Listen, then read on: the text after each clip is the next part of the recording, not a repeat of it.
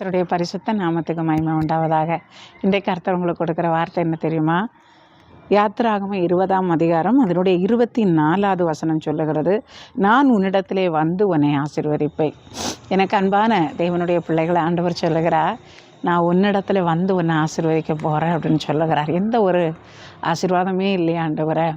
என் வாழ்க்கையில் இவ்வளவு தரித்திரம் இருக்கிறதே, எதை எடுத்தாலும் எனக்கு வாய்க்கலையே, நடக்கலையே, எனக்கு நடக்குமா அப்படின்னு ஒருவேளை நீங்கள் சோர்ந்து போயிருக்கலாம். என் பிள்ளைகளுடைய வாழ்க்கையில் ஒரு குழந்தை இல்லையே, ஒரு திருமணத்தில் ஒரு வழி அற்புதம் நடக்கலையே, என் வாழ்க்கையில் என் பிள்ளைகளுக்கு மட்டும், எனக்கும் என் பிள்ளைகளுக்கு மட்டும் இவ்வளோ பிரச்சனையாக இருக்குதே, போராட்டமாக இருக்குதே அப்படின்னு ஒருவேளை எந்த ஒரு ஆசீர்வாதம் இல்லாதபடி நீங்கள் கண்ணீரோடு இருக்கீங்களா? தேவனுடைய பிள்ளைகளை ஆண்டவர் சொல்லுகிறாரு, நான் வருவேன், நான் உன்னிடத்தில் வந்து நான் உன்னை ஆசீர்வதிப்பேன். அப்போது உன் வீட்டில் இருக்கிற தரித்திரியம் மாறும், உன் வீட்டில் இருக்கிற குறைவு மாறும், உன் பிள்ளைகளுடைய வாழ்வு தொழிற்கும். பயப்படாத, எதுவுமே நடக்கலைன்னு நீ சோர்ந்து போகாத.